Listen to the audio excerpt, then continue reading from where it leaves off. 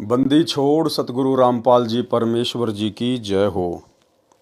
परमपिता परमात्मा सारी सृष्टि के रचनहार कुल मालिक असंख्य ब्रह्मांडों के स्वामी जगत गुरु तीनों लोकों में प्रवेश करके सबका भरण पोषण करने वाले राजाधिराज आत्माधार नाथों के नाथ देवों के देव महादेव सर्वेश्वर महेश्वर मृत्युंजय अजरो अमर आदि अनादि सनातनी प्रभु जगत पिता जगदीश्वर श्री श्री 1008 की उपाधि के वास्तविक अधिकारी अकाल मूर्ति सौद स्वरूपी राम वासुदेव सर्वगतम ब्रह्म परम पूज्य प्रथम पूज्य परम संत परम पुरुष परम धनी परम दयालु सत्य कबीर हक्का कबीर अल्लाहु कबीर अल्लाहु अकबर बाखबर अल्लाह ताला जगत के तारणहार जगत के मुक्तिदाता जगत के जगन्नाथ हारे के सहारे हिंदुओं के राम मुसलमानों के अल्लाह सिखों के वाहेगुरु ईसाइयों के मसीह दया के सागर दयानिधि करुणा के सागर करुणानिधि स्वयंभू परिभू संकट मोचन कष्ट हरण मंगल करण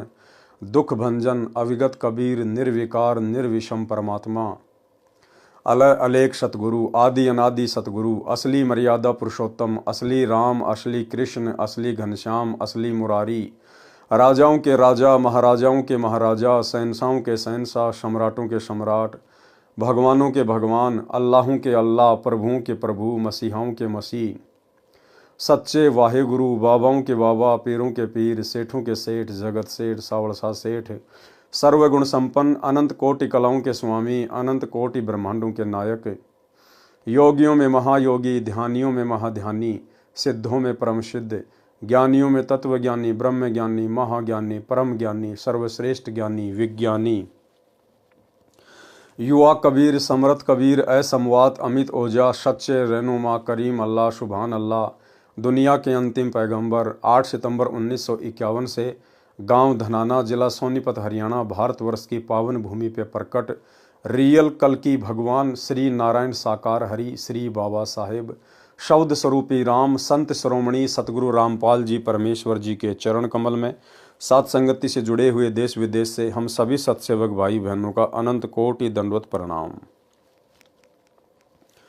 सत्साई भाई और बहनों, दया पूज्य गुरुदेव भगवान की सारी सृष्टि के रचयिता की सतगुरु रामपाल जी परमेश्वर जी की पूज्य गुरुदेव भगवान के विशेष आशीर्वाद से उनकी विशेष अनुकंपा से आप और हम सभी साध संगति से जुड़े हुए सत्सेवक भाई बहन उनके तत्व ज्ञान को आधार बनाकर दृढ़ता के साथ भक्ति मार्ग पर निरंतर आगे की ओर बढ़ रहे हैं।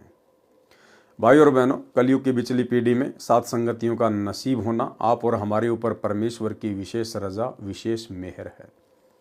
आप और हमारा भी कर्तव्य बनता है कि अब हम गुरु को परमेश्वर के रूप में मानकर जानकर पहचान कर अपना तन मन धन मन कर्म वचन से उनके चरण कमल में समर्पित करके दुनिया को अनदेखा करके और शतलोक में अपनी सुरती लगाएं, अर्थात मर्यादा शौपन में भी तोड़ने की ना सोचें और अपनी भक्ति को पूरा करें। तो भाई और बहनों, कबीर सागर के सरलार्थ के ऊपर वीडियो बनाने की श्रृंखला जारी है। पूज्य गुरुदेव जी के कर कमल से कबीर सागर के सरलार्थ के ऊपर आज हमारा ये 46वें नंबर का वीडियो है। हर एक वीडियो में गुरुदेव हमें कुछ न कुछ शिक्षा अवश्य उपलब्ध करवाते हैं। आज सिख धर्म के प्रवर्तक श्री नानक जी के ऊपर हमारा ये 3रे नंबर का वीडियो है और कबीर सागर के सरलार्थ का 46वें नंबर का वीडियो है। आज श्री नानक जी का जो वीडियो है वो कंप्लीट हो जाएगा। इस वीडियो में काफ़ी कुछ जानकारियाँ गुरुदेव भगवान ने आप और हमें उपलब्ध करवाई हैं। वीडियो देखते हैं। कबीर सागर का सरलार्थ पेज नंबर 414 बेई नदी में प्रवेश जीवन 10 गुरु साहिब से ज्यों का ज्यों सहाभार। गुरु जी प्रत्येक प्रातः बेई नदी में, जो कि शहर सुल्तानपुर के पास ही बहती है, स्नान करने के लिए जाते थे। एक दिन जब आपने पानी में डुबकी लगाई तो फिर बाहर ना आए। कुछ समय उपरांत आप जी के सेवक ने जो कपड़े पकड़कर नदी के किनारे बैठा था, घर जाकर जयराम जी को खबर सुनाई कि नानक जी डूब गए हैं। तो जयराम जी तैराकों को साथ लेकर नदी पर गए। आप जी को बहुत ढूंढा किंतु आप नहीं मिले। बहुत देखने के पश्चात सब लोग अपने अपने घर चले गए। भाई जयराम जी के घर बहुत चिंता और दुख प्रकट किया जा रहा था कि 3रे दिन सवेरे ही एक स्नान करने वाले भगत ने घर आकर बहन जी को बताया कि आपका भाई नदी के किनारे बैठा है। यह सुनकर भाइया जयराम जी बेई नदी की तरफ दौड़ पड़े और जब जब पता चलता गया और बहुत से लोग भी वहां पहुंच गए। जब इस तरह आपके चारों तरफ लोगों की भीड़ लग गई, आप जी चुपचाप अपनी दुकान पहुंच गए। आप जी के साथ स्त्री और पुरुषों की भीड़ दुकान पर आने लगी। लोगों की भीड़ देखकर गुरुजी ने मोदी खाने का दरवाजा खोल दिया। भाइयों और बहनों, पॉइंट है, ध्यान से सुनना। लोगों की भीड़ देखकर गुरुजी ने मोदी खाने का दरवाजा खोल दिया और कहा, जिसको जिस चीज की जरूरत है वह उसे ले जाए। मोदी खाना लुटाने के पश्चात गुरुजी फकीरी चोला पहनकर शमशान घाट में जा बैठे। यानी जब वापस सतलोक से आए थे वो नानक जी नहीं थे। रंग रूप शरीर अवश्य नानक जी का लोगों को दिखाई दे रहा था, लेकिन वो स्वयं कबीर परमात्मा थे, सतगुरु रामपाल जी थे। भाइयों और बहनों, यदि नानक जी होते तो जिस प्रकार सीधे अपनी दुकान पर गए और लोगों की भीड़ इकट्ठा हो गई, अगर नानक जी होते तो वो कभी भी भीड़ को ये ना कहते कि जिसको जो चाहिए ले जाओ, क्योंकि नानक जी को पता था कि मैं यहां पर नौकर हूं और ये सुल्तानपुर के नवाब के यहां पे मैं नौकरी कर रहा हूं और मुझे प्रत्येक चीज का हिसाब देना पड़ेगा। क्योंकि बाकी दिन तो नानक जी पैसे लिया करते थे, सामान दिया करते थे। उससे पहले तो नानक जी ने कभी नहीं कहा कि ले जाओ, जिसको जो मर्जी सामान चाहिए ले जाओ ले जाओ। भला तीसरे दिन जब बेई नदी से बाहर आए, उसके बाद जब सीधा अपनी दुकान पर गए, तो क्यों सारा मोदी खाना लुटवा दिया फ्री में? क्योंकि भाइयों और बहनों, उस समय नानक जी के रूप में परमात्मा थे, कबीर जी थे, सतगुरु रामपाल जी थे। और परमात्मा कभी भी जो देता है वो मोल भाव करके नहीं देता। दाता एक राम, भिखारी सारी दुनिया। वो परमेश्वर कभी भी मोल भाव नहीं करता। वो परमेश्वर केवल देता है, उसके बदले कुछ लेता नहीं है। तो नानक जी के रूप में स्वयं कबीर परमात्मा सतगुरु रामपाल जी थे और परमेश्वर ने कहा कि जिसको जो चाहिए मोदी खाने से सामान ले जाओ। पूरा मोदी खाना उन्होंने लुटवा दिया। तो ये भी एक सबूत है कि सतलोक से जब वापस आए थे तो नानक जी नहीं थे, स्वयं कबीर परमेश्वर जी थे। लोगों की भीड़ देखकर गुरुजी ने मोदी खाने का दरवाजा खोल दिया और कहा, जिसको जिस चीज की जरूरत है वह उसे ले जाए। मोदी खाना लुटाने के पश्चात गुरुजी फकीरी चोला पहनकर शमशान घाट में जा बैठे। मोदी खाना लुटाने और गुरुजी के चले जाने की खबर जब नवाब को लगी तो उसने मुंशी द्वारा मोदी खाने की किताबों का हिसाब जयराम को बुलाकर पड़ताल करवाया। हिसाब देखने के पश्चात मुंशी ने बताया कि गुरुजी के 760 रुपए सरकार की तरफ अधिक हैं। इस बात को सुनकर नवाब बहुत खुश हुआ। उसने गुरुजी को बुलाकर कहा कि उदास न हो, अपना फालतू पैसा और मेरे पास से लेकर मोदी खाने का काम जारी रखें। पर गुरुजी ने कहा, अब हमने ये काम नहीं करना, हमें कुछ और काम करने का भगवान की तरफ से आदेश हुआ है। नवाब ने पूछा, क्या आदेश हुआ है? तब गुरुजी ने मूल मंत्र उच्चारण किया, ओमकार सत्य नामु कर्ता पुरुष निर्भव निर्वयु अकाल मूर्ति अजूनी सब गुरु प्रसादी। नवाब ने पूछा कि यह आदेश आपको भगवान ने कब दिया? गुरुजी ने बताया कि जब हम बेई में स्नान करने गए थे तो वहां से हम सचखंड अपने स्वामी के पास चले गए थे। वहां हमें आदेश हुआ कि नानक जी ये मंत्र आप जपो और बाकियों को जपा कर कलयुग के लोगों को पार लगाओ। इसलिए अब हमें अपने मालिक के इस हुक्म की पालना करनी है। इस संदर्भ को भाई गुरदास जी वार 1 पौड़ी 24 में लिखते हैं, बाबा पैदा सचखंड नौ निधि नाम गरीबी पाई। अर्थात बाबा नानक जी सचखंड गए, वहां आपको 9 निधियों का खजाना, नाम और निर्भयता प्राप्त हुई। यहां बेई किनारे जहां गुरु जी बेई से बाहर निकलकर प्रकट हुए थे, गुरुद्वारा संत घाट अथवा गुरुद्वारा बेर साहिब बहुत सुंदर बना हुआ है। इस स्थान पर ही गुरुजी प्रातः स्नान करके कुछ समय के लिए भगवान की तरफ ध्यान करके बैठते थे। जीवन 10 गुरु साहिब नामक पुस्तक से लेख समाप्त। भाई बाले वाली जन्म साखी में अद्भुत प्रमाण, यानी सिख समाज जो ये मानता है अपनी अज्ञानता और नादानी के चलते कि श्री नानक जी का कोई भी गुरु नहीं था, तो गुरुदेव भगवान जन्म साखी भाई बाले वाली से ही इसका प्रमाण देंगे, क्योंकि भाई बाला और भाई मर्दाना ये दो नानक जी के विशेष शिष्य थे, सदा उनके साथ में रहा करते थे। तो भाई बाला ने जो भी लिखा वो बिल्कुल सत्य लिखा है। भाई बाले वाली जन्म साखी में अद्भुत प्रमाण।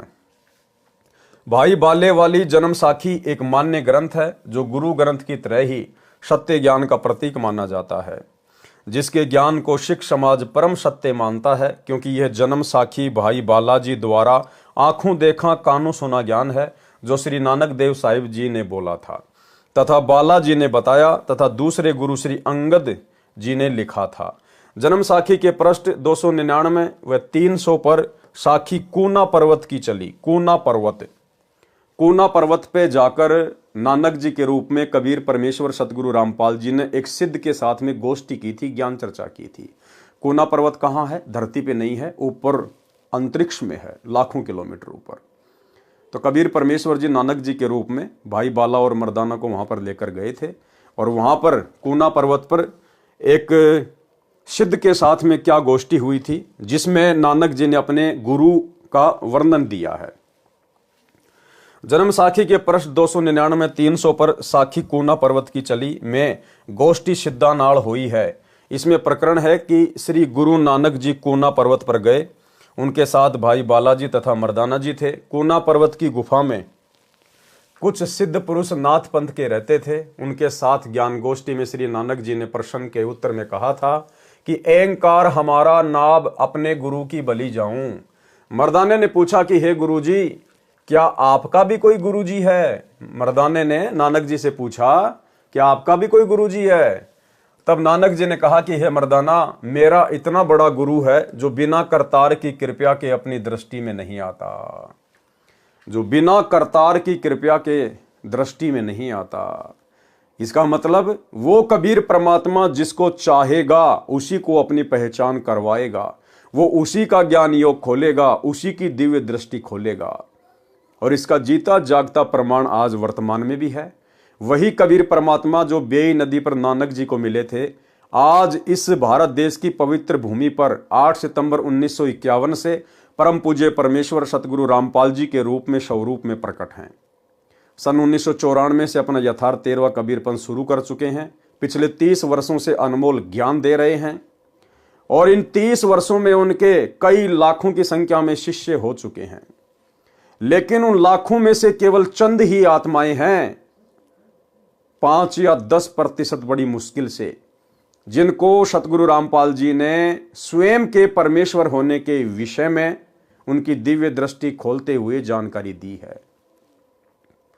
केवल साध संगति से जुड़े हुए सत्सेवक भाई बहन ही वो शिष्य हैं, वो फॉलोवर हैं, जिनकी दिव्य दृष्टि, जिनका ज्ञान योग कबीर परमेश्वर सतगुरु रामपाल जी ने हल्का सा खोला है। और गुरुदेव भगवान ने स्वयं की पहचान करवाई है कि तुम्हारा गुरु कोई गांव धनाने का जांट नहीं है, सचखंड का शहंशाह है जिसने सारी सृष्टि रची है। इसके अलावा सतलोक आश्रमों से जुड़ी हुई 90% संगत का ज्ञान योग अभी तक नहीं खुला है।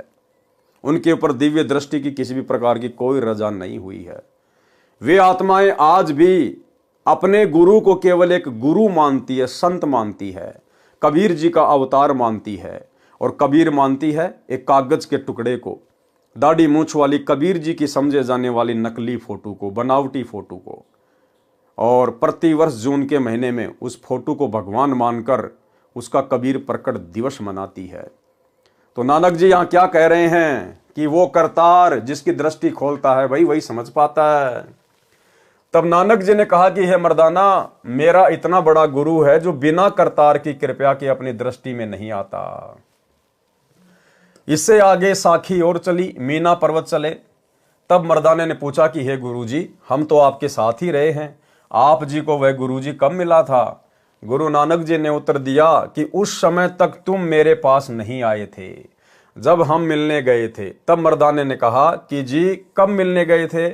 तब श्री नानक जी ने कहा कि जब सुल्तानपुर में बेई नदी में डुबकी लगाई थी तब 3 दिन उसी के साथ रहे थे। हे मर्दाना, भाई बाला जानता है, हे मर्दाना, ऐसा गुरु है जिसकी सत्ता संपूर्ण संसार में आश्रय दे रही है, उसको जिंदा बाबा कहते हैं।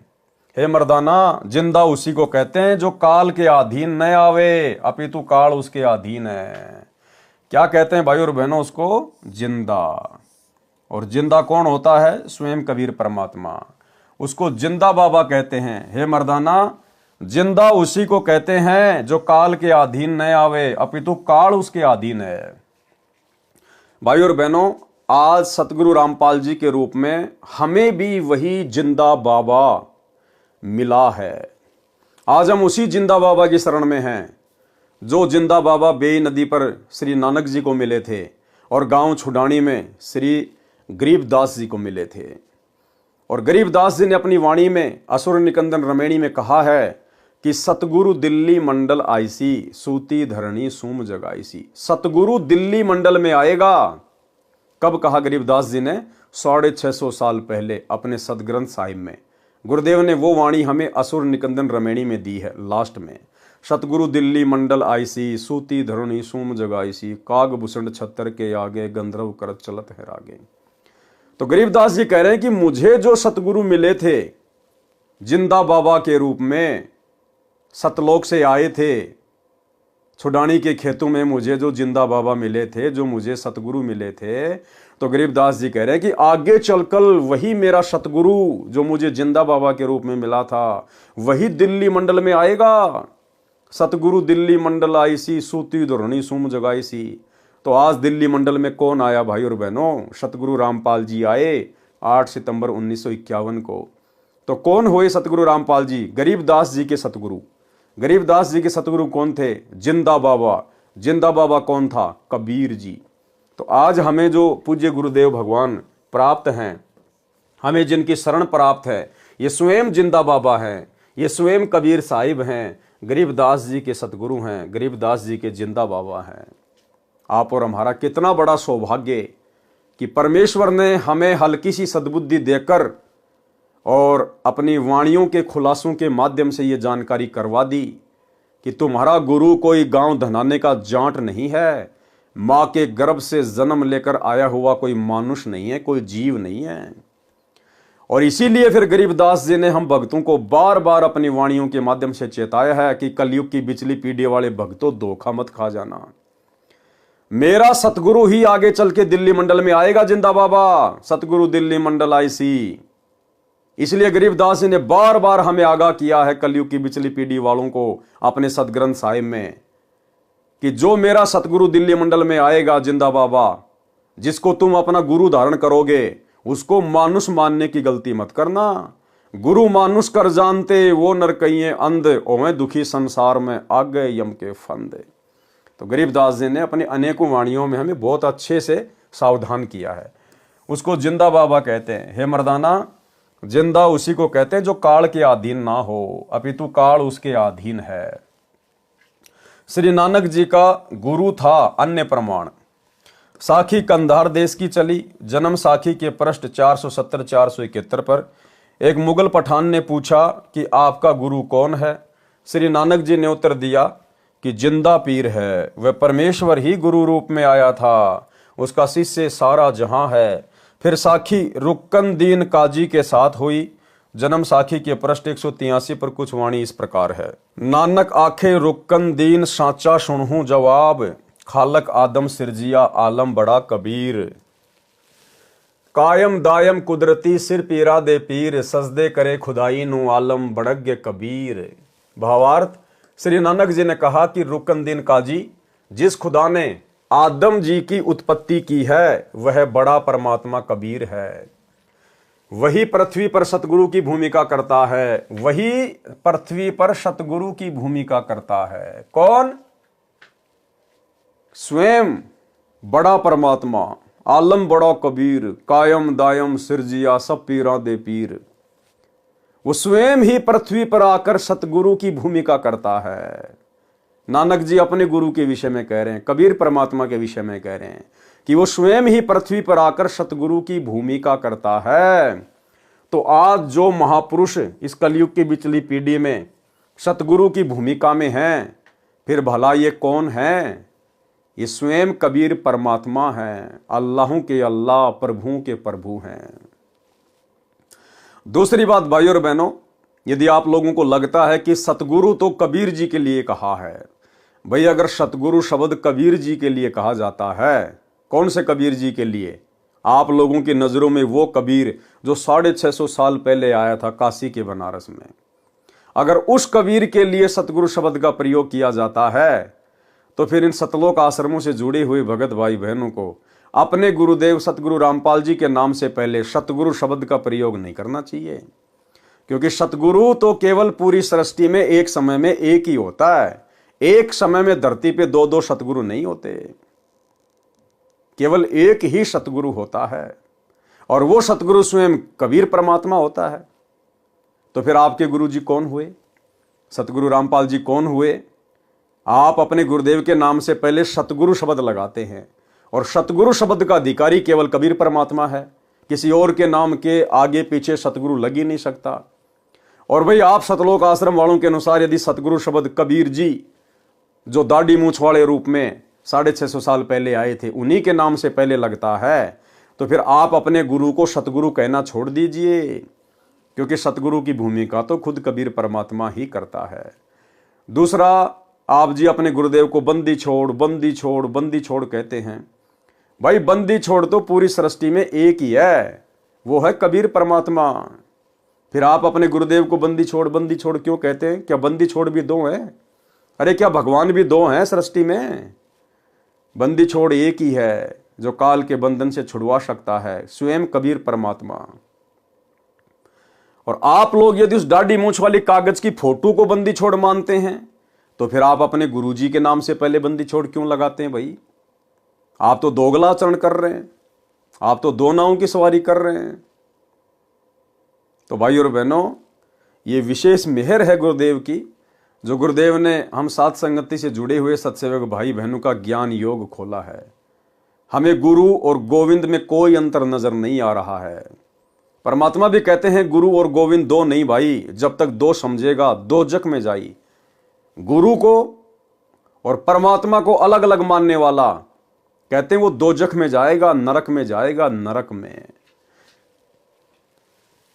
वह ही पृथ्वी पर सतगुरु की भूमिका करता है, वह सिर पीरा दे पीर यानी सब गुरुओं का सिरताज है। तो भाई आज हम अपने गुरु जी को क्या कहते हैं? जगत गुरु। जगत गुरु, जगत गुरु कौन होता है? सब गुरुओं का गुरु, जिससे बढ़कर कोई भी गुरु ना हो उसको कहते हैं जगत गुरु। यहां क्या कहा जा रहा है? वह सिर पीरा दे पीर यानी सब गुरुओं का सिरताज है। सब गुरुओं का सिरताज कौन होता है? जगत गुरु, कबीर परमात्मा। सबसे उत्तम ज्ञान रखता है कौन? कबीर परमात्मा। आज पृथ्वी पर सबसे उत्तम ज्ञान किसके पास में है? केवल सतगुरु रामपाल जी परमेश्वर जी के पास। और एक ऑडियो में सतगुरु रामपाल जी परमेश्वर कह रहे हैं कि बच्चों, इस पूरी सृष्टि में इस दास के अलावा किसी को ज्ञान नहीं है। तो भाई पूरी सृष्टि में तो सतलोक आश्रम से जुड़े हुए भाई बहनों के अनुसार कबीर जी भी है, क्योंकि आप लोग अपने गुरु जी को तो कबीर जी मानते नहीं। आप तो कबीर उसको मानते हैं जो दाढ़ी मूछ वाला है। आप लोगों के अनुसार तो वो सतलोक में बैठा हुआ है। और गुरुदेव कह रहे हैं कि पूरी सृष्टि में इस दास के अलावा किसी को तत्व ज्ञान नहीं है। तो क्या भाई तुम्हारे उस कबीर को भी नहीं है क्या जो सतलोक में बैठा हुआ है? उसको भी नहीं है क्या? क्योंकि सारी सृष्टि में तो वो दाढ़ी मूछ वाला कबीर भी आ गया अगर कहीं बैठा है तो। फिर गुरु जी इतनी बड़ी बात क्यों कह रहे हैं कि सारी सृष्टि में इस दास के अलावा किसी को ज्ञान नहीं, तत्व ज्ञान नहीं? तो कौन कह सकता है ये बात? ये बात कौन कह सकता है? स्वयं कबीर परमात्मा ही कह सकता है, क्योंकि कबीर परमात्मा ही अपने रूप रूपांतरण करते हुए इस पृथ्वी पर सतगुरु की भूमिका करते हैं। तो आज सतगुरु रामपाल जी स्वयं ही कबीर परमेश्वर हैं, इनके अलावा कहीं और कोई कबीर नहीं है। यह बात जिस दिन तुम्हारे समझ में आ जाएगी उस दिन तुम भगत बन गए पक्के। और बच्चों, कबीर साहब सारी सृष्टि के रचने वाले, सबके पालक, सबके उत्पत्ति करता, कर्म के लेख को मिटाने वाले परमपिता परमात्मा आपको प्राप्त हुए। सारी सृष्टि में दास के अतिरिक्त इस अध्यात्म ज्ञान के जानने वाला कोई नहीं। तो पुण्यात्माओं, बच्चों, आपको समर्थ परमात्मा और पूर्ण सतगुरु और कंप्लीट स्पिरिचुअल नॉलेज, संपूर्ण आध्यात्मिक ज्ञान प्राप्त है। सबसे उत्तम ज्ञान रखता है। वह कायम यानी श्रेष्ठ, दायम यानी समर्थ परमात्मा कुदरती है। मुसलमान अल्लाह कबीर कहते हैं। कबीर का अर्थ बड़ा करके बड़ा अल्लाह अर्थ करते हैं। श्री नानक जी ने यह भी स्पष्ट कर दिया है कि वह बड़ा आलम कबीर है। मुसलमान जिसे अल्लाह कबीर कहते हैं यानी बड़ा अल्लाह कहते हैं। जन्म साखी में कबीर तथा बड़ा दोनों शब्द लिखे हैं, जिससे कबीर का अर्थ कबीर ही रहेगा तथा बड़ा शब्द भी रहेगा। इसलिए स्पष्ट हुआ कि बड़ा परमात्मा कबीर है। वह बड़ा आलम कबीर है जो धानक रूप में काशी में लीला करके गया है, जिसका प्रमाण श्री गुरु ग्रंथ साहिब जी के पृष्ठ 24, 721, 731 पर पूर्व में लिख दिया गया है। उसमें स्पष्ट है। तथा कबीर सागर पवित्र ग्रंथ भी भाई बालाजी ने जैसे प्रत्येक सुना लिखा है, ऐसे ही धनी धर्मदास जी ने परमेश्वर कबीर जी से सुना ज्ञान लिखा है, जो पहले भी पढ़ा अब नीचे पढ़ें। पवित्र कबीर सागर में प्रमाण विशेष विचार। पूरे गुरु ग्रंथ साहिब में कहीं प्रमाण नहीं है कि श्री नानक जी परमेश्वर कबीर जी के गुरु थे। जैसे गुरु ग्रंथ साहिब आदरणीय तथा प्रमाणित है, ऐसे ही पवित्र कबीर सागर भी आदरणीय तथा प्रमाणित सदग्रंथ है तथा श्री गुरु ग्रंथ साहिब से पहले का है। इसीलिए तो सैकड़ों वाणी कबीर सागर सदग्रंथ से गुरु ग्रंथ साहिब में ली गई हैं। पवित्र कबीर सागर में विस्तृत विवरण है नानक जी तथा परमेश्वर कबीर साहिब जी की वार्ता का तथा श्री नानक जी के पूज्य गुरुदेव कबीर परमेश्वर जी थे। कृपया निम्न पढ़ें।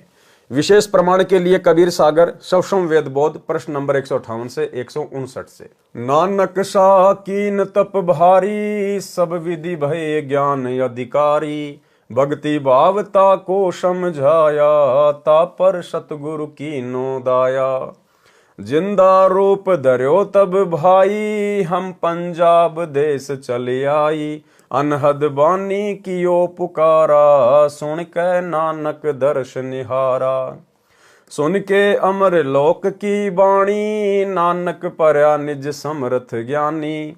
नानक वचन आवा पुरुष महागुरु ज्ञानी, अमर लोक की सुनी न बानी। अर्ज सुनो प्रभु जिंदा स्वामी, कह अमर लोक रहा निज धामी। काहुन कही अमर निज बानी, धन्य कबीर परम गुरु ज्ञानी। कोई न पावे तुमरो भेदा, खोज थके ब्रह्मा चहु वेदा। जिंदा वचन नानक तुम बहुते तप कीन्या, निरंकार बहुते दिन चीन्या। निरंकार ते पुरुष निनारा, अजर दीपता की टकसारा। नानक तुम बहुते तप कीन्या, निरंकार बहुते दिन चीन्या। निरंकार ते पुरुष निनारा, अजर दीपता की टकसारा। पुरुष बिछो भयो जब ते, काल कठिन मगरो क्यों तब ते। इत तब सरिस भक्ति नहीं होई, क्योंकि परम पुरुष ने भेटू कोई। जब ते हम ते बिछुरे भाई, 60,000 जन्म भगत तुम पाई। धरि धरि जन्म भक्ति भल कीन्या, फिर काल चक्र निरंजन दीन्या। गहूं मम शब्द तो उतरो पारा, बिन शत शब्द लहे यम द्वारा। तुम बड़ भगत भव सागर आवा, और जीव की कौन चलावा। निरंकार सब सृष्टि भुलावा, तुम करी भक्ति लौट क्यों आवा।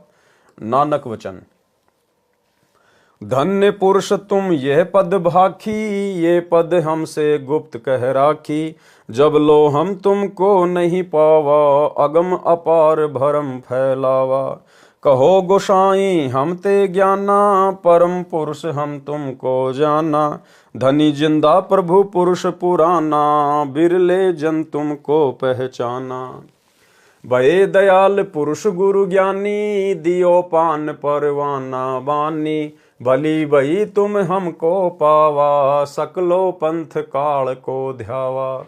तुम इतने अब भये निनारा, फेर जन्म ना होए तुम्हारा।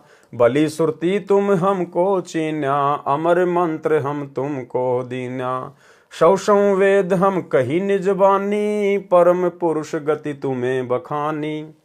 नानक वचन धन्य पुरुष ज्ञानी कर तारा, जीवन काज प्रकटे संसारा। धनी करता तुम बंदी छोड़ा, ज्ञान तुम्हारा महाबल जोरा। दिया नाम दान किया उबारा, नानक अमर लोक पग धार्या।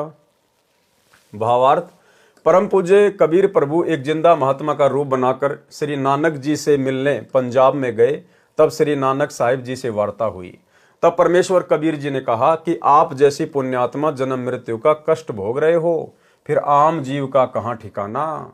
जिस निरंकार को आप प्रभु मानकर पूज रहे हो, पूर्ण परमात्मा तो इससे भी भिन्न है, वह मैं ही हूं। जब से आप मेरे से बिछड़े हो, 60,000 जन्म तो अच्छे अच्छे उच्च पद भी प्राप्त कर चुके हो। जैसे सतयुग में यही पवित्र आत्मा राजा अमरीश तथा त्रेता युग में राजा जनक, जो सीता जी के पिताजी थे, हुए, तथा कलयुग में श्री नानक साहिब जी हुए। फिर भी जन्म मृत्यु के चक्कर में ही हो। मैं आपको सत शब्द अर्थात सच्चा नाम जाप मंत्र बताऊंगा, उससे आप अमर हो जाओगे। श्री नानक साहिब जी ने प्रभु कबीर जी से कहा कि आप बंदी छोड़ भगवान हो, आपको कोई बिरला सौभाग्यशाली व्यक्ति ही पहचान सकता है। क्या कहा नानक जी ने? श्री नानक जी ने प्रभु कबीर जी से कहा कि आप बंदी छोड़ भगवान हो। आज हम बंदी छोड़ किसको कहते हैं? सतगुरु रामपाल जी को। आप बंदी छोड़ भगवान हो, आपको कोई बिरला सौभाग्यशाली व्यक्ति ही पहचान सकता है। इसलिए भाई और बहनों, दास बार बार कहता है कि आज यदि धरती पर सतगुरु रामपाल जी को कबीर परमेश्वर जी के रूप में किसी ने जाना है, पहचाना है, उन्हें कोई कबीर मानकर वास्तव में इष्ट मानकर भक्ति कर रहा है, गीता अध्याय 3 श्लोक 13 के अनुसार उन्हें भोग लगा रहा है, तो केवल साध संगति से जुड़े हुए सत्सेवक भाई बहन हैं। ये सतगुरु रामपाल जी परमेश्वर जी का यथार्थ 13वां कबीर पंथ है। ये सतलोक के लिए भक्ति का ट्रेनिंग सेंटर है। स्पष्ट कर दिया यहां परमात्मा ने, आपको कोई बिरला सौभाग्यशाली व्यक्ति ही पहचान सकता है। तो ये सौभाग्य भाई और बहनों केवल हम साध संगत वाले भाई बहनों को प्राप्त है वर्तमान में। आगे तो हो सकता है बहुत सारी आत्माओं को हो जाएगा, लेकिन वर्तमान समय 2024 तक इस परीक्षा के समय में जो भक्तों की छटनी की जा रही है, इस पहले बैच की परीक्षा चल रही है। सन 1994 से 2014 तक परमात्मा ने जितनी भी आत्माओं को अपनी शरण में लिया, उनकी परीक्षा चल रही है। और इस परीक्षा में अभी तक तो केवल साथ संगति से जुड़े हुए भाई बहन ही पास हुए हैं। कबीर सागर के अध्याय अगम निगम बोध में प्रश्न नंबर 44 पर शब्द नानक वचन, वाह वाह कबीर गुरु पूरा है, पूरे गुरु की मैं बल जावा, जाका शकल जहूरा है।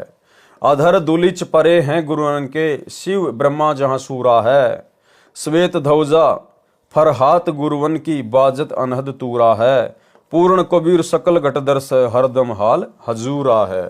नाम कबीर जपे बड़ भागी, नानक चरण को धूरा है। विशेष विवेचन, बाबा नानक जी ने उस कबीर जुलाहे काशी वाले को सत्यलोक यानी सचखंड में आंखों देखा, तथा फिर काशी में धानक जुलाहे का कार्य करते हुए, तथा बताया कि वही धानक रूप जुलाहा सतलोक में सत्य पुरुष रूप में भी रहता है, तथा यहां भी वही है। श्री नानक जी ने बचपन में श्री ब्रजलाल पांडे जी से गीता जी को समझा था। पूर्ण परमेश्वर कबीर जी के दर्शन के पश्चात उन्हीं से प्राप्त तत्व ज्ञान के आधार से उसी पांडे से गीता जी के 7 श्लोकों के विषय में पूछा। श्री ब्रजलाल पांडे निरुत्तर हो गया। अपनी बेइज्जती जानकर श्री नानक जी से ईर्ष्या करने लगा, तथा श्री नानक जी के माता पिता को तथा अन्य हिंदुओं को कहा कि श्री नानक तो अपने भगवानों का अपमान करता है, जिससे लोगों ने श्री नानक जी की बातों को ध्यान से नहीं सुना। वे 7 श्लोक निम्न हैं। कौन से हैं? श्री ब्रजलाल पांडे से श्री नानक जी ने पूछा, आप कहते हो कि गीता जी का ज्ञान श्री कृष्ण जी ने बोला, तथा श्री कृष्ण जी ही श्री विष्णु अवतार हैं। श्री विष्णु जी अजन्मा सर्वेश्वर अविनाशी हैं, इनके कोई माता पिता नहीं है। आप ये भी कहते हो कि रजगुण ब्रह्मा, सतगुण विष्णु तथा तमगुण शिव हैं, यही त्रिगुण माया है। परंतु गीता ज्ञानदाता प्रभु, पहला श्लोक कौन सा है? गीता अध्याय 2 श्लोक 12 में तथा अध्याय 4 श्लोक 5 में अपने आप को नाशवान कह रहा है कि मेरे तो जन्म तथा मृत्यु होते हैं, तथा अध्याय 15 श्लोक 4 तथा अध्याय 18 श्लोक 62 में गीता ज्ञानदाता प्रभु किसी अन्य परमेश्वर की शरण में जाने को कह रहा है, तथा उसी की साधना से सर्व सुख तथा पूर्ण मोक्ष संभव है। मैं गीता ज्ञानदाता भी उसी की शरण में हूं। गीता अध्याय 7 श्लोक 15 में गीता ज्ञानदाता प्रभु कह रहा है कि जिनका ज्ञान त्रिगुण माया के द्वारा हरा जा चुका है। भावार्थ है कि जो साधक तीनों गुणों रजगुण ब्रह्मा, सतगुण विष्णु तथा तमगुण शिव की पूजा करते हैं, इनसे ऊपर अन्य प्रभु की साधना नहीं करते, जिनकी बुद्धि इन्हीं तक सीमित है, वे तो राक्षस स्वभाव को धारण किए हुए मनुष्यों में नीच दूषित कर्म करने वाले मूर्ख मुझे भी नहीं बसते। उपरोक्त तीनों प्रभुओं की पूजा मना है। फिर गीता ज्ञानदाता ब्रह्म काल अध्याय 7 श्लोक 18 में अपनी साधना को भी अनुत्तम अति घटिया कह रहा है। इसलिए गीता अध्याय 18 श्लोक 62 में कहा है कि पूर्ण मोक्ष तथा परम शांति के लिए उस परमेश्वर की शरण में जा। गीता अध्याय 4 श्लोक 34 में प्रमाण है कि उसके लिए किसी तत्वदर्शी संत की खोज कर। मैं उस परमात्मा के विषय में पूर्ण जानकारी नहीं रखता। उसी तत्वदृष्टा संत द्वारा बताए ज्ञान अनुसार उस परमेश्वर की भक्ति कर। यही प्रश्न परमेश्वर कबीर साहिब जी ने श्री नानक जी से बेई नदी के किनारे पर किया था। जिस तत्व ज्ञान को समझकर तथा कबीर परमेश्वर के सत्य पुरुष रूप में सतलोक सचखंड में तथा धानक रूप में बनारस काशी में दर्शन करके समर्पण करके तत्व ज्ञान को जन जन तक पहुंचाया तथा पूर्ण मोक्ष प्राप्त किया। विशेष पवित्र सिख समाज इस बात से सहमत नहीं है कि श्री नानक साहिब जी के गुरुजी काशी वाला धानक जुलाहा कबीर साहिब जी थे। इसके विपरीत श्री नानक साहिब जी को पूर्ण ब्रह्म कबीर साहिब जी का गुरुजी कहा है। परंतु श्री नानक साहिब जी के पूज्य गुरुजी का नाम क्या है, इस विषय में पवित्र सिख समाज मौन है, जबकि स्वयं श्री गुरु नानक साहिब जी श्री गुरु ग्रंथ साहिब जी में महिला फर्स्ट की अमृतवाणी में स्वयं स्वीकार करते हैं कि मुझे गुरुजी जिंदा रूप में आकर मिले। वही धानक जुलाहा रूप में सत्य कबीर हक्का कबीर नाम से पृथ्वी पर भी थे तथा ऊपर अपने सचखंड में भी वही विराजमान है जिन्होंने मुझे अमृत नाम दिया। आदरणीय श्री नानक साहिब जी का आविर्भाव यानी जन्म सन 1469 तथा सतलोकवास सन 1539।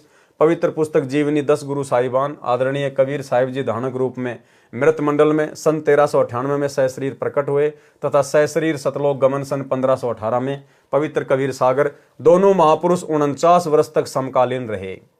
श्री गुरु नानक साहिब जी का जन्म पवित्र हिंदू धर्म में हुआ। प्रभु प्राप्ति के बाद कहा कि न कोई हिंदू न मुसलमाना अर्थात अज्ञानतावश दो धर्म बना बैठे। सर्व एक परमात्मा सत्य पुरुष के बच्चे हैं। श्री नानक देव जी ने कोई धर्म नहीं बनाया बल्कि धर्म की बनावटी जंजीरों से मानव को मुक्त किया तथा शिष्य परंपरा चलाई। जैसे गुरुदेव से नाम दीक्षा लेने वाले भक्तों को शिष्य बोला जाता है, उन्हें पंजाबी भाषा में सिख कहने लगे। जैसे आज इस दास के लाखों शिष्य हैं, परंतु यह धर्म नहीं है। सर्व पवित्र धर्मों की पुण्यात्माएं आत्म कल्याण करवा रही हैं। यदि आने वाले समय में कोई धर्म बना बैठे तो वह दुर्भाग्य ही होगा। भेदभाव तथा संघर्ष की नई दीवार ही बनेगी, परंतु लाभ कुछ नहीं होगा। विशेष केवल एक ही बात को कि कौन किसका गुरु तथा कौन किसका शिष्य है वाद विवाद का विषय न बनाकर सच्चाई को स्वीकार करना चाहिए। कुछ देर के लिए श्री नानक साहिब जी को परमात्मा कबीर साहिब कबीर देव जी का गुरु जी मान लें। ये विचार करें कि इन महापुरुषों ने गुरु शिष्य की भूमिका करके हमें कितनी अनमोल वाणी रचकर दी है तथा हम कितना उनका अनुसरण कर पा रहे हैं। आज किसी व्यक्ति का जन्म पवित्र हिंदू धर्म में है, वह अपनी साधना तथा इष्ट को सर्वोच्च मान रहा है।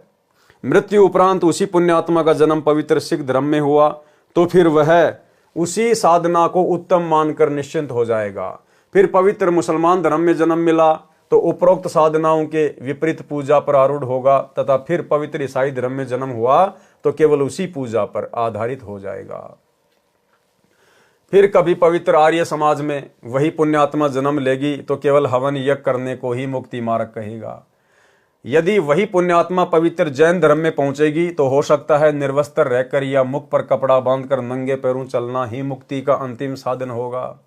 उपरोक्त जन्म पूर्ण परमात्मा की भक्ति न मिलने तक होते रहेंगे, क्योंकि द्वापर युग तक अपने पूर्वज एक ही थे तथा वेदों अनुसार पूजा करते थे।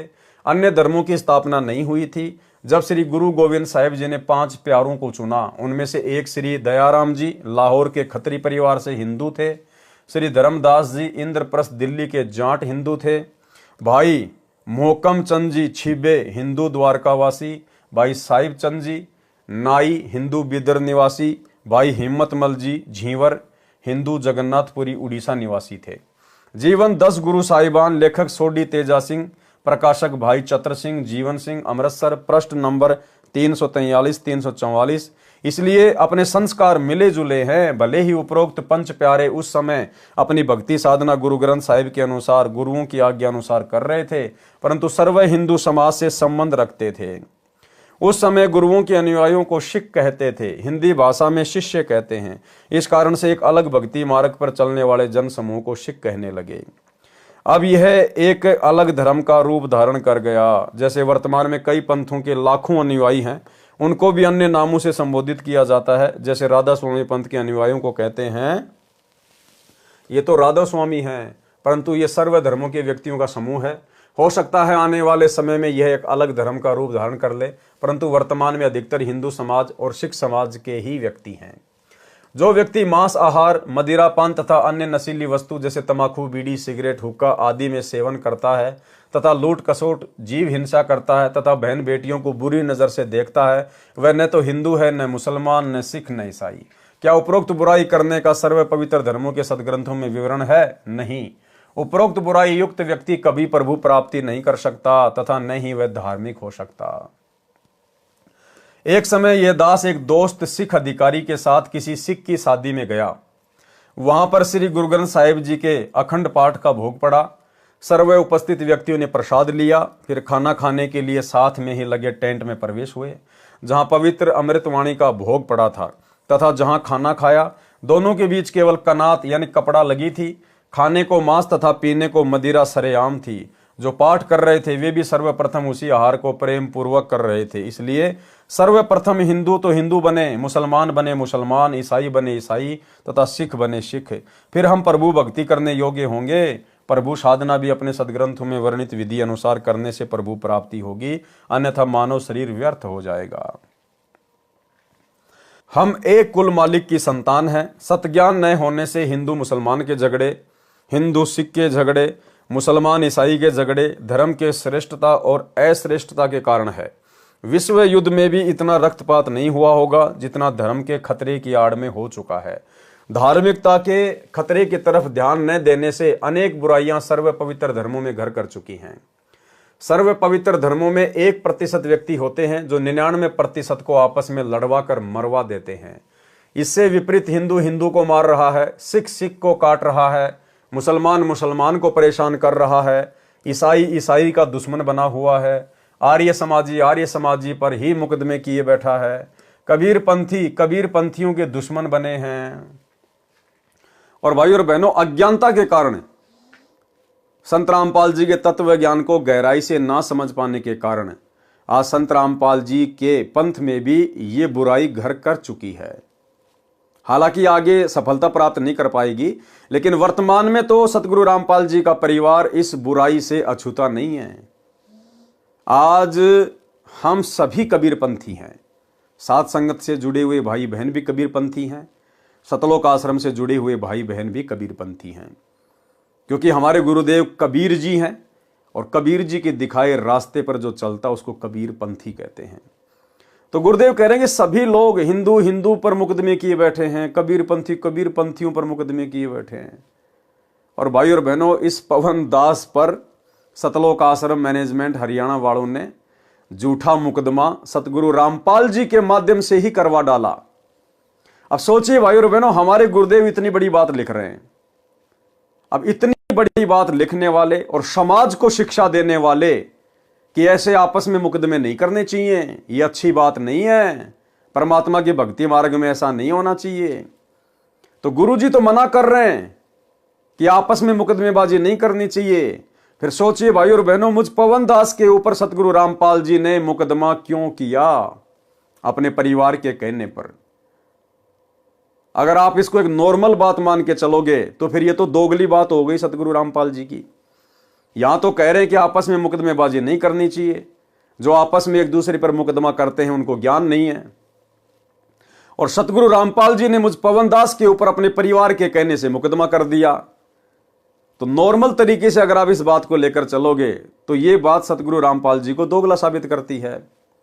इसलिए दास आप सभी भाई बहनों को बार बार कहता है कि पूज्य गुरुदेव जी के द्वारा अपने परिवार के कहने पर इस परीक्षा के समय में मुझ पवन दास के ऊपर अपने भक्ति विधान के विपरीत ये 420 का मुकदमा लगाना, मुझ पवन दास को जेल करवाना, ये वर्तमान में उनकी लीला का, उनके मिशन का एक हिस्सा है।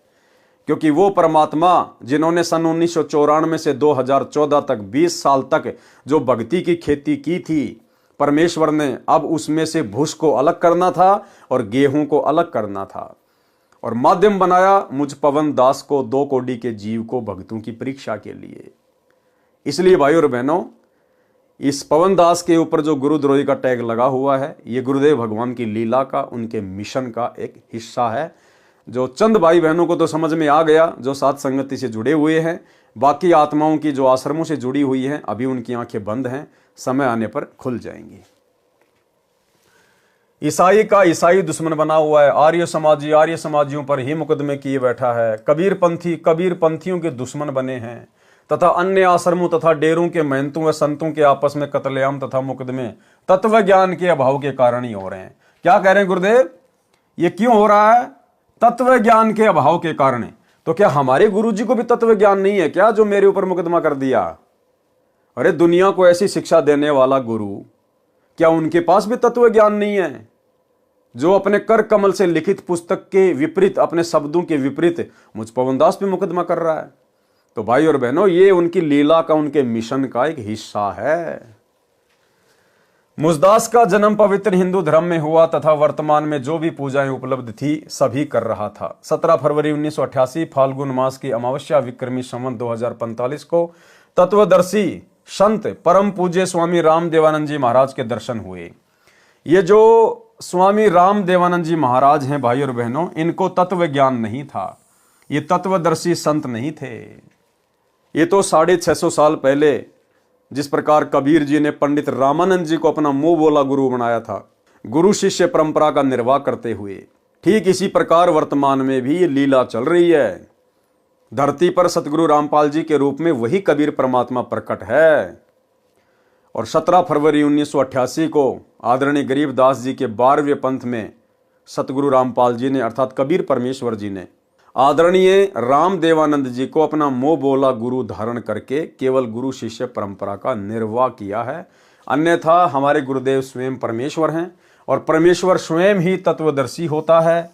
और एक समय में पृथ्वी पर एक ही तत्वदर्शी संत होता है, क्योंकि पूरी सृष्टि में कबीर जी के अलावा तत्वदर्शी संत की भूमिका कोई और नहीं निभा सकता। ये तो केवल अपने गुरु जी को महत्व दिया जा रहा है, क्योंकि भक्ति मार्ग में अपने गुरु को परमात्मा माना जाता है।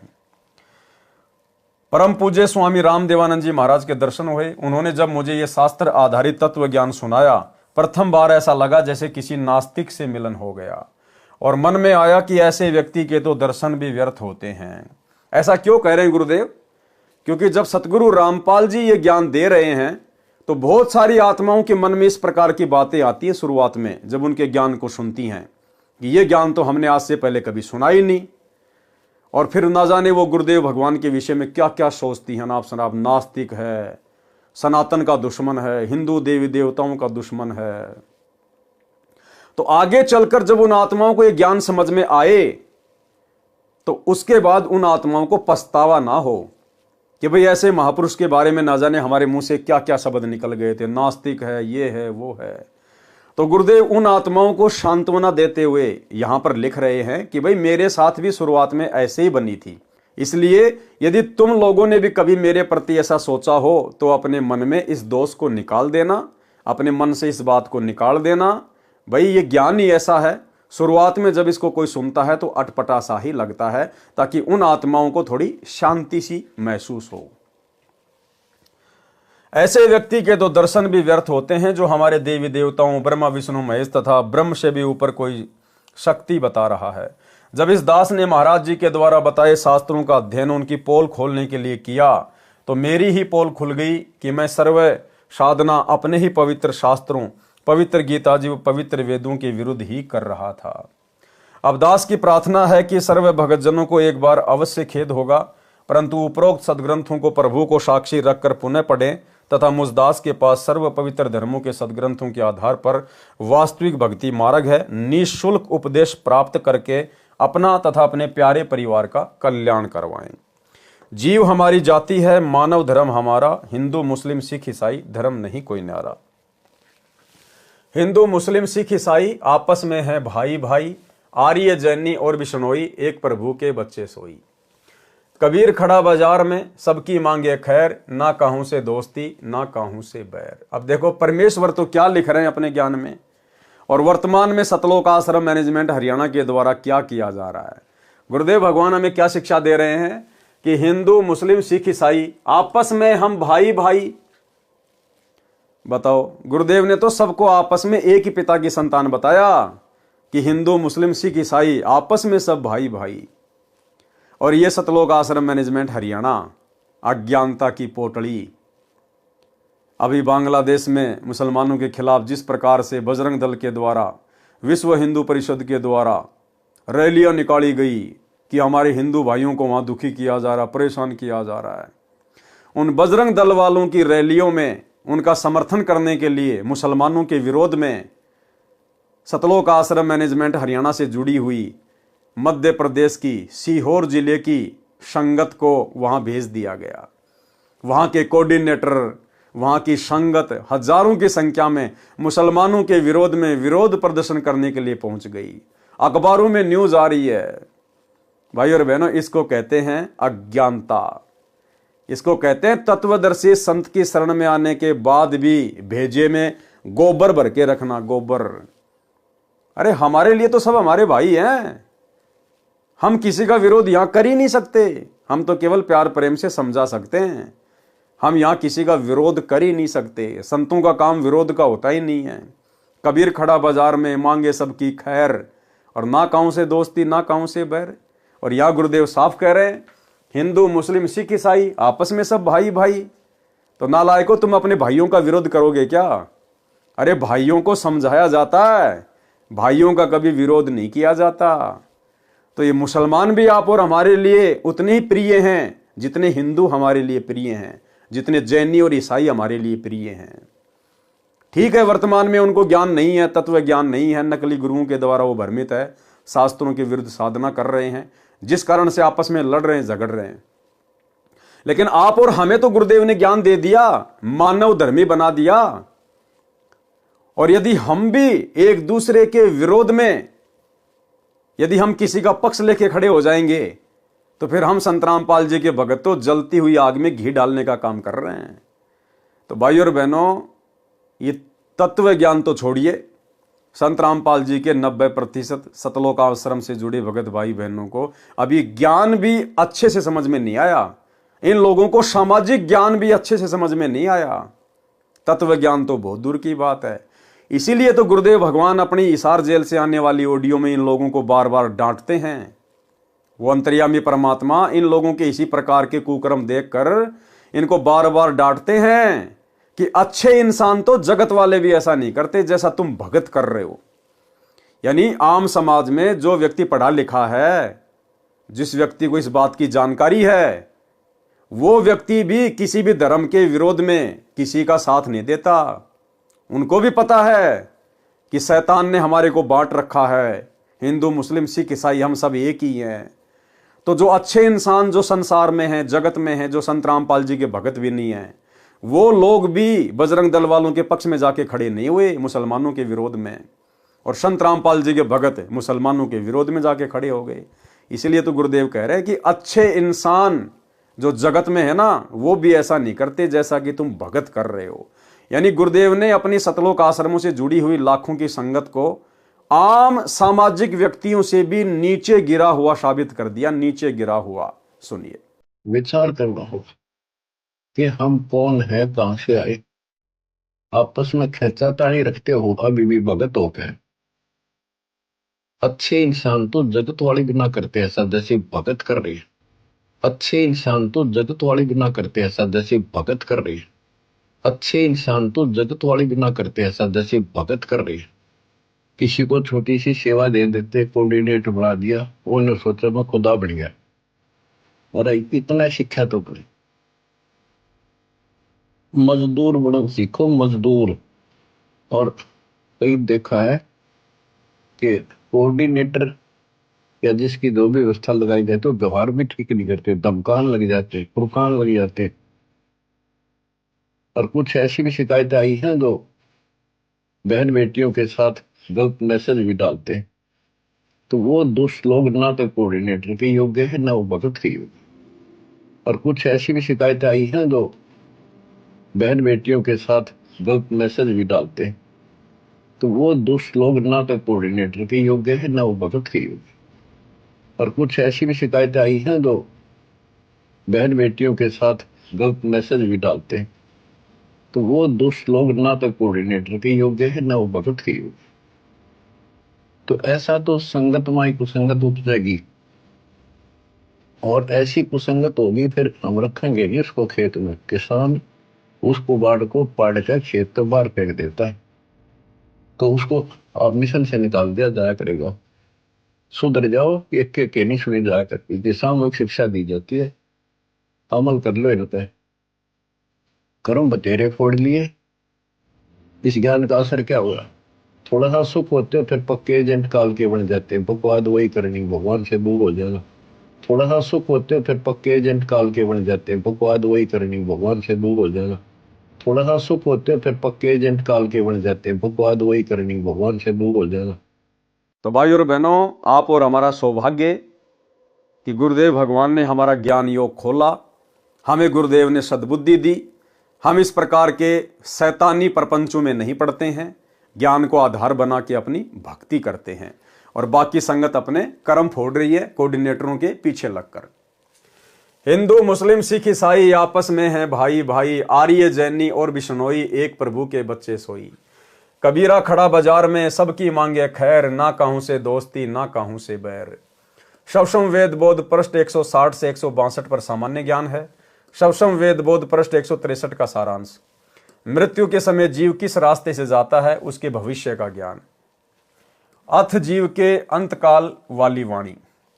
अंतकाल जब जीव को आवे, यथा कर्म तब दे ही पावे। यानी अंत समय में जैसा जिसने जो कर्म किए हैं, शुभ या अशुभ कर्म, उसी अनुसार से आगे वो शरीर धारण करता है।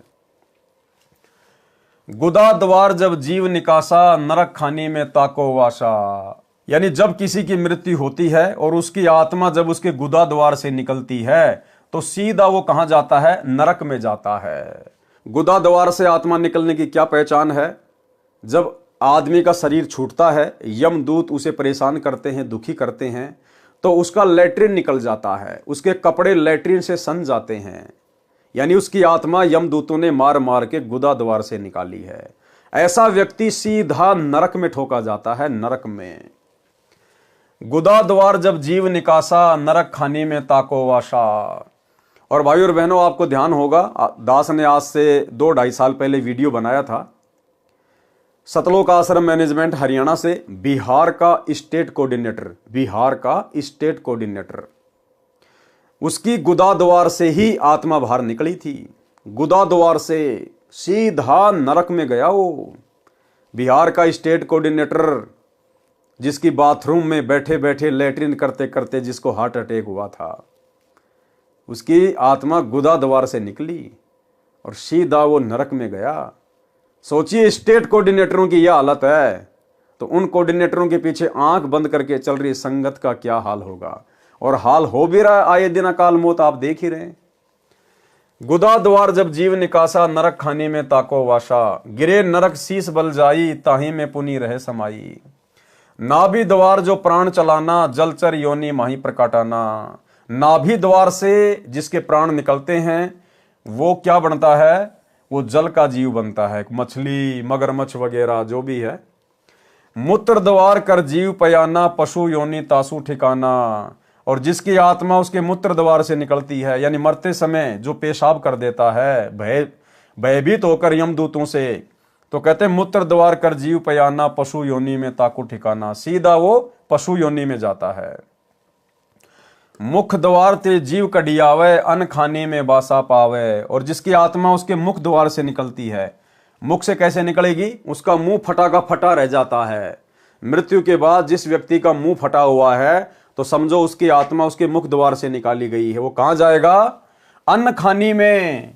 जैसे ये अनाज के अंदर जो जीवाणु जो पैदा हो जाते हैं गेहूं में, सरसों में, बाजरे में, जो जीवाणु पैदा हो जाते हैं, ढोरे, सुरसी, वो ऐसी योनियों में जाता है। श्वास द्वार ते जीव जब जाता, अंडज खानी में सो प्रकटता। वो कहाँ जाता है? अंडज खानी में, यानी वो पक्षी बनता है। जो अंडे से जो उत्पत्ति होती है, चाहे किसी जैसे छिपकली की भी जो है अंडे से होती है, बाकी जो पक्षी हैं उनकी भी अंडे से होती है। नेत्र द्वार जब जीव से धारा, मक्खी आदिक तन सो धारा। और आंखों से जिसकी आत्मा निकाली जाती है, यानी मरते समय जिसकी आंखें फटी की फटी रह जाती हैं, तो समझो उसकी आत्मा कहां से निकली है? नेत्र द्वार से। वो कहां जाएगा? वो मक्खी की योनि में जाता है। मक्खी और कीट पतंग की योनियां वो प्राप्त करता है। श्रवण द्वार ते जीव जब चाल्या, श्रवण यानी कान, प्रेत दे पावे तत्काला, वो भूत की योनि में जाता है। दसम द्वार ते निक्षय प्राणा, राजा होए भोग विधि नाना। और जिसकी आत्मा 10वें द्वार से निकलती है, काल तक की साधना में जो 10वां द्वार है, वो परमात्मा ने ये बताया, हमारी जो खोपड़ी है, जहां पर ये चोटी होती है, ये जो खाल है, इसके जस्ट नीचे की तरफ 10वां द्वार होता है। तो 10वें द्वार से जिसकी आत्मा निकलती है, वो राजा वगैरह बन जाता है, बहुत बड़ा कोई पैसे वाला बन जाता है। थोड़े बहुत समय वो राज भोगता है, आराम करता है, बड़े मज़े लेता है, मनुष्य योनि प्राप्त करता है। उसके बाद फिर उसके कर्म बिगड़ेंगे, क्योंकि राजा बनेगा तो सबसे ज़्यादा पाप करेगा। भाई तब से राज मद मानम, जन्म तीसरे शुक्र स्वानम। फिर राजा कहाँ जाएगा? सीधा मरने के बाद में नरक में। नरक से फिर सीधे गधे की योनि में। एक हरि की भक्ति बिन राजा गधा होय, माटी लदे कुमार की घास न डाल कोई।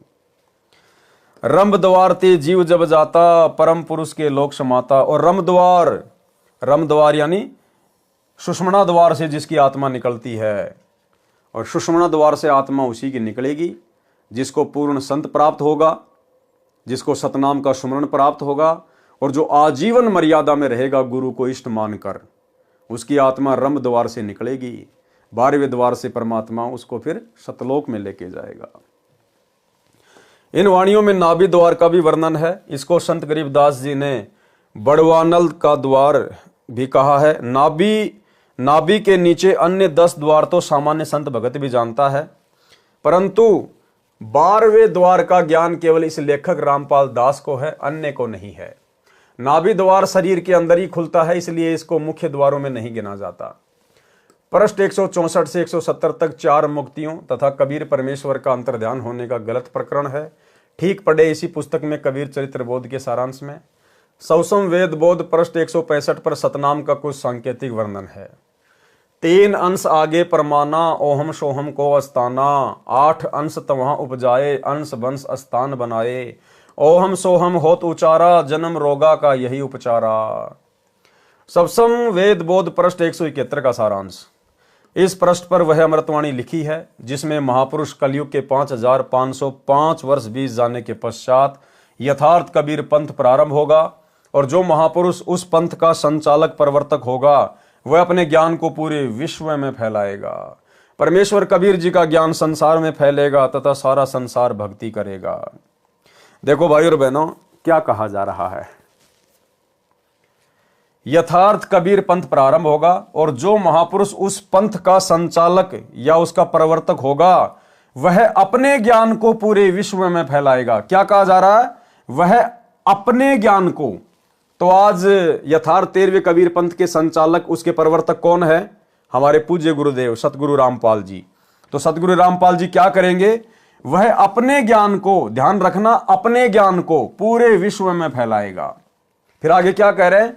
परमेश्वर कबीर जी का ज्ञान संसार में फैलेगा। अरे भाई, वो तत्वदर्शी संत वो अपने ज्ञान को फैलाएगा या परमेश्वर कबीर जी के ज्ञान को फैलाएगा? यहां तो कहा जा रहा कि वह अपने ज्ञान को पूरे विश्व में फैलाएगा।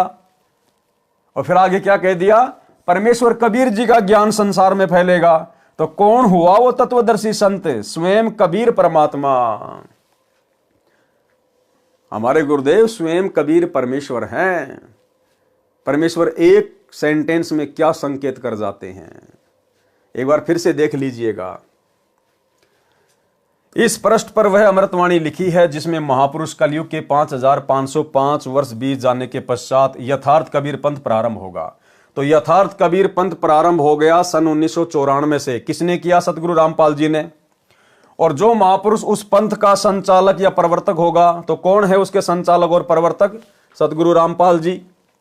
अब वो क्या करेगा? वह अपने ज्ञान को पूरे विश्व में फैलाएगा। वो प्रवर्तक क्या करेगा? अपने ज्ञान को पूरे विश्व में फैलाएगा। और आगे क्या कहा जा रहा है? परमेश्वर कबीर जी का ज्ञान पूरे संसार में फैलेगा। अरे भैया, उस प्रवर्तक का ज्ञान फैलेगा या कबीर जी का ज्ञान फैलेगा? तो भाई, चाहे उस प्रवर्तक का ज्ञान फैले चाहे कबीर जी का ज्ञान फैले, बात एक ही है, क्योंकि वो प्रवर्तक खुद ही कबीर है। शवसम वेद बोध पृष्ठ 170 पर कुछ वाणी लिखी हैं। शवसम वेद बोध की स्फुट वार्ता चौपाई। 1,80,000 पीर पैगंबर और अवतारा, 100 शब आही निरंजन बंसा, तंदर करे निज पिता प्रशंसा। 10 अवतार निरंजन केरे, राम कृष्ण सब माही बडेरे, पूर्ण आप निरंजन होई, या में फेर फार नहीं कोई। भावार्थ, जो मुसलमान धर्म में 1,80,000 पैगंबर माने गए हैं, हजरत मोहम्मद जी अंतिम नबी अर्थात पैगंबर माने गए हैं, ये तथा अन्य अवतार जो हिंदू धर्म में माने जाते हैं, ये सब के सब काल निरंजन के अंश थे और संसार में जन्म लेकर काल की महिमा बताकर काल के पंथ का प्रचार करने आए थे। हिंदू धर्म में 10 अवतार माने गए हैं। उनमें से मुख्य श्री रामचंद्र जी तथा श्री कृष्णचंद्र जी हैं। काल निरंजन इनमें सर्वशक्तिशाली है। कबीर परमेश्वर जी ने कहा है कि मैं जो कह रहा हूं इसमें कोई हेर फेर नहीं है, अर्थात ये सत्य है। पृष्ठ 171 पर अंतिम वाणियों में कहा है कि पूर्ण परमात्मा का यथार्थ ज्ञान देने के लिए मेरा भेजा हुआ मेरा अंश उस समय आएगा जब कलयुग 5505 वर्ष बीत जाएगा। वह मेरी सत्य साधना का फरमान संदेशा लेकर आएगा। उस समय हिंदू, तुर्क यानी मुसलमान या अन्य सब धर्मों में जितने जीव संसार में है, वे सतनाम की महिमा से परिचित होकर निर्वाण यानी मोक्ष मार्ग को ग्रहण करेंगे। जितने भी धर्म के नाम के पंथ हैं तथा काल द्वारा भ्रमित करके परमेश्वर कबीर जी के नाम से 12 पंथ चलाए गए हैं, वे सब तत्व ज्ञान को जो वह महापुरुष प्रमाणित करके बताएगा, उसको सुनकर तथा समझकर उस महापुरुष द्वारा चलाए गए 13वें यथार्थ पंथ में शवतः आकर ऐसे मिल जाएंगे जैसे सरितगण यानी दरियाओं का समूह अपने आप विवश हुआ समुद्र में मिलकर एक हो जाता है। इसी प्रकार सर्वधर्म समूह एक हो जाएंगे, यानी हिंदू, मुस्लिम, सिख, ईसाई, जैनी, बौद्ध, यहूदी, मंगोल, फारसी, जितने भी धर्म है संसार में, ये सब के सब धर्म एक हो जाएंगे। सब अपने नाम के आगे मानव धर्मी लगाएंगे। मानव धर्मी आगे पीछे, मानव धर्मी पवन दास, मानव धर्मी लोकेंद्र दास, मानव धर्मी जितेंद्र दास, जितने भी हैं सब अपने नाम के आगे पीछे मानव धर्मी लगाएंगे। ये जातियां और ये धर्म ये बिल्कुल समाप्त हो जाएंगे। लोगों को अपनी जाति और अपना धर्म बताने में शर्म आने लगेगी, शर्म, क्योंकि उस समय संत रामपाल जी का ज्ञान पूरे विश्व में फैल जाएगा और उनका जो नारा है वो जन जन की जुबान पे होगा। जीव हमारी जाति है, मानव धर्म हमारा, हिंदू, मुस्लिम, सिख, ईसाई धर्म नहीं कोई न्यारा। भाई, जब हम सभी का पिता धरती पे आया हुआ है सतगुरु रामपाल जी, तो बाप जब आएगा तो बच्चों को एक करके जाएगा, एक करके। शैतान ने तो वाट रखे हैं, लेकिन अब बाप आ चुका है शैतान का, तो शैतान का बाप मेरे भाई सबको एक करके जाएगा, सारी दीवारें, सारी जंजीरें मिटा जाएगा। इसी प्रकार सर्वधर्म समूह एक हो जाएंगे। जब तक वह निर्धारित समय नहीं आता 5505 वर्ष कलयुग का, तब तक मनुष्यों में छल कपट चतुराई करके कर्म खराब करना बना रहेगा। और जो ये ज्ञान मैं सप्तम वेद बोध में कह रहा हूं, ये भी निराधार लगेगा। जब वह समय आएगा, सब ही स्त्री पुरुष शुद्ध आचरण वाले होकर कपट चतुराई त्याग कर कबीर परमेश्वर जी की शरण प्राप्त करेंगे। कौन से कबीर परमेश्वर की? सतगुरु रामपाल जी की, क्योंकि शरण में तो इनके आना पड़ेगा, गुरु तो इनको बनाना पड़ेगा। तो कौन हुआ फिर कबीर? सब ही स्त्री पुरुष शुद्ध आचरण वाले होकर कपट चतुराई त्याग कर कबीर परमेश्वर की शरण प्राप्त करेंगे। जो धर्म के नाम पर भ्रमित करके काल द्वारा चलाए गए अनेकों पंथ हैं, ये सब फिर से एक हो जाएंगे। उस महापुरुष से सतनाम आदि सर्व मंत्रों की दीक्षा लेकर सब दीक्षित हंस सतलोक को जाएंगे। घर घर में मेरे ज्ञान की चर्चा होगी, कृपया पढ़े निम्न वाणियां। शवसम वेद बोध पृष्ठ 171 से कुछ वाणियां। दोहा 5000 और 505 जब कलयुग बीत जाए, महापुरुष फरमान तब जग तारण को आए। भाई वो महापुरुष आज आ चुका है सतगुरु रामपाल जी के रूप में। हिंदू तुर्क आदिक सब जेते जीव जिहान, सत्य नाम की साख गह पौवे पद निर्वाण। यथा सरित गण आप ही मिले सिंधु में धाये, सत सुकृत के मध्य तिमी सब ही पंथ समाये। जब लगी पूर्ण होए नहीं ठीके को तिथिवार, कपट चातुरी तब हिलो सब संवेद निर्धार। सब ही नारी नर शुद्ध तब जब ठीके का दिन आवंत, कपट चातुरी छोड़ के शरण कबीर गहंत। एक अनेक हो गयो पुनि अनेक हो एक, हंस चले सतलोक सब सत्य नाम की टेक। घर घर बोध विचार हो दुर्मति दूर बहाए, कलयुग में सब एक होई बरते सहज सुभाए। कहाँ उग्र कहाँ सुदर हो हर सब की भव भीर, सो समान समदृष्टि है समरथ सत्य कबीर। भावार्थ, परमेश्वर कबीर जी ने बताया है कि मेरी महिमा के ज्ञान की घर घर चर्चा चलेगी, सबकी दुर्मति समाप्त हो जाएगी, सब परमात्मा से डरने वाले होंगे। कोई शराब तमाकू मांस का सेवन नहीं करेगा, चोरी जारी व्यभिचार डाके डालना रिश्वत लेना पाप जानकर सब छोड़ देंगे, शुद्ध होकर सह स्वभाव से रहा करेंगे। माया जोड़ने की प्रवृत्ति समाप्त हो जाएगी।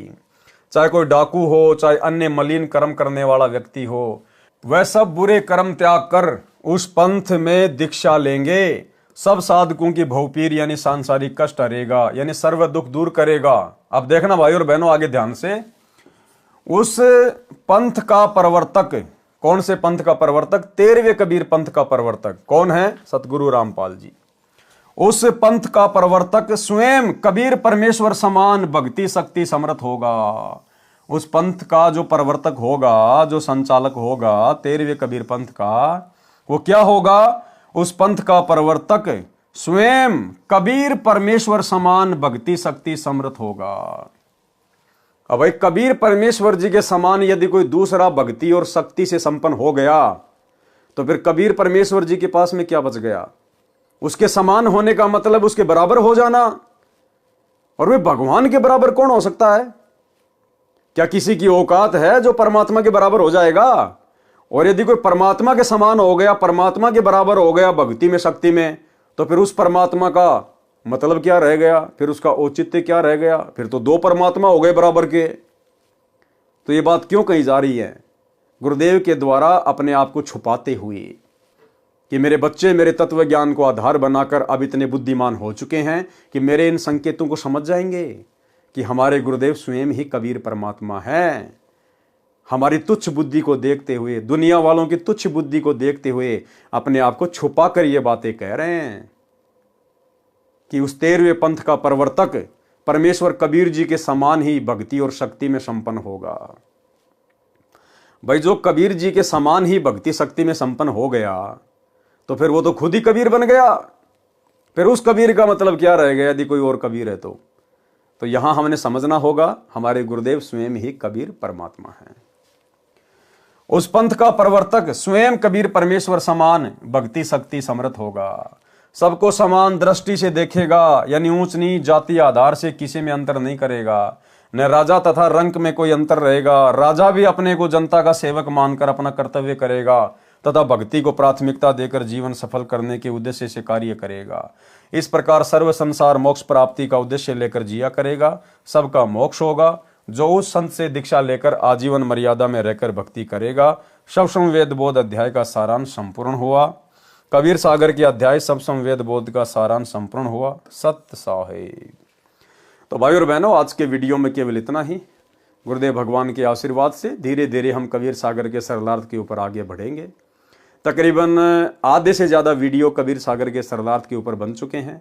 आज हमारा ये 45वें नंबर का वीडियो था और दास के हिसाब से तकरीबन 20 वीडियो इसमें और बनेंगे क्योंकि 650 के ऊपर इसमें पेज हैं। तो लगभग 20 से 25 के आसपास वीडियो और बनेंगे। तो परमेश्वर ने मौका दिया है हमें अपने कर कमल से लिखित पुस्तकों के ऊपर अध्ययन जो हम उनके आशीर्वाद से कर रहे हैं। खुलासे तो उन्होंने कर ही रखे हैं, सरलार तो उन्होंने कर ही रखा है, लेकिन उन्हीं के द्वारा बख्शीश सद्बुद्धि आधार से हम उन्हीं के सत्प्रेरणा से कुछ और गुप्त रहस्य जो उन्होंने छुपा रखे हैं, जो वो कह नहीं सके, सार्वजनिक नहीं कर सके, आप और हमारी छोटी बुद्धि को देखते हुए कि कहीं उन बड़े बड़े रहस्यों को सुनकर इनके मन में गुरु के प्रति दोष पैदा ना हो जाए। तो गुरुदेव ने 2012 में ये पवित्र पुस्तक लिख दी, लेकिन इसको लिखकर छोड़ दिया क्योंकि उस समय हमारी बुद्धि गुरु को परमात्मा मानने में समर्थ नहीं थी, सक्षम नहीं थी। अब जब हम भक्तों की फाउंडेशन भरी जा चुकी है, हमारी नींव भरी जा चुकी है, तब परमेश्वर ने अब दास को प्रेरणा करके और इन पुस्तकों के ऊपर खुलासे शुरू करवाए हैं। तो एक एक करके गुरुदेव के आशीर्वाद से गुरुदेव से प्रार्थना करेंगे, विनती करेंगे कि मालिक हमें सेवा बख्शे, और सभी पुस्तकों के ऊपर जो मुख्य मुख्य पुस्तकें हैं सभी के ऊपर इसी प्रकार से खुलासे होंगे आने वाले समय में। तो आज के वीडियो में केवल इतना ही। कल रात्रि 8 बजे सभी भाई बहन फिर से लाइव जुड़िए। तब तक गुरुदेव भगवान हम सबको आज्ञा दें, इजाजत दें, आशीर्वाद दें। बंदी छोड़ सतगुरु रामपाल जी भगवान की जय हो।